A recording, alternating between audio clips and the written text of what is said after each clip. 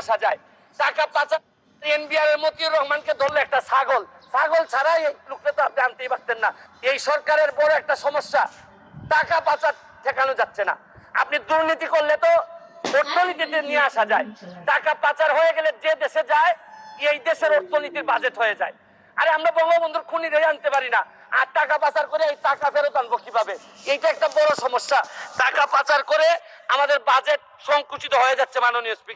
মাননীয় স্পিকার, আরেকটা জিনিস, এই সরকারে